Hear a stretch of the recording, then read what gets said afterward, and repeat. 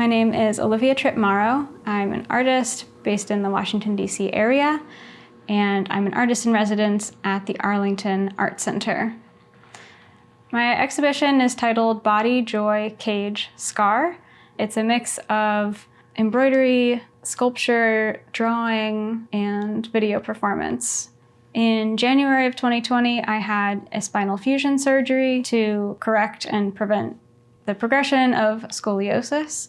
And the work in this show is an exploration of that evolution of my body and my relationship to it. Immediately after surgery, I had really limited energy and physical stamina, but I really wanted to be able to use my hands and to create, to give my mind something to do.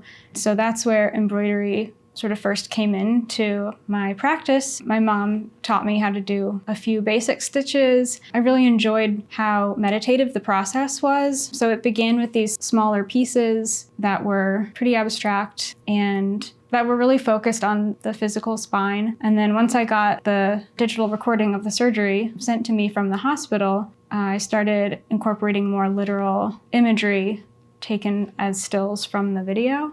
Watching that video was a way of being there, even if only after the fact. And so that was important to me, to have access to that footage.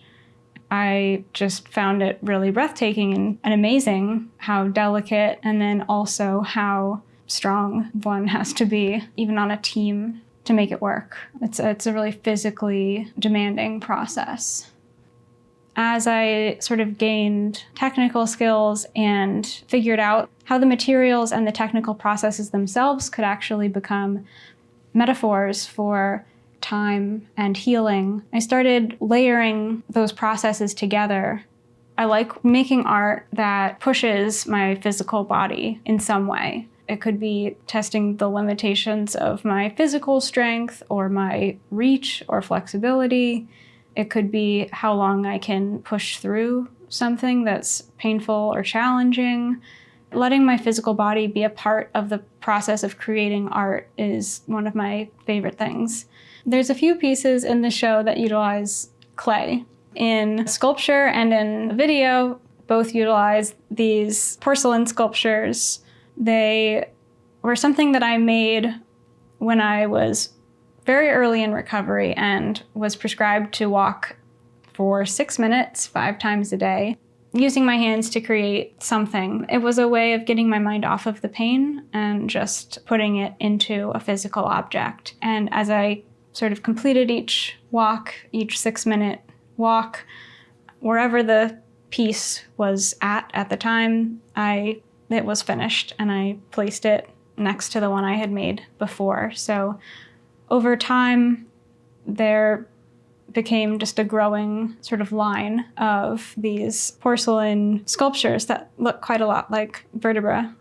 But they also marked the passing of time and were sort of a way of marking that time in a physical manifestation of that process of healing.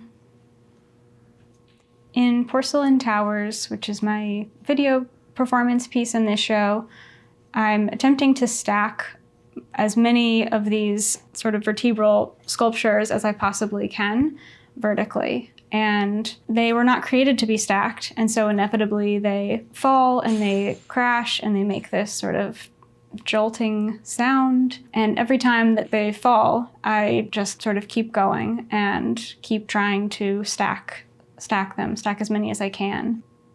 The large drawing in this exhibition was created from a physical process that incorporated multiple layers of material. It was something I worked on sort of over time. The piece started by tracing my own body to the furthest extent of my physical limitations. So I would bend left or right as much as I could and trace the shadows that my body formed onto the paper. The abstract sort of shapes and forms underneath the X-ray are those present limitations, and then the image of that X-ray of the skeleton layered on top they're sort of flattened into this single piece and then sewn together with a blanket stitch around the outside. Figuring out how and finding connections and metaphors between the materials and the emotions and the experience that I was trying to convey was something I really enjoyed about putting together this show.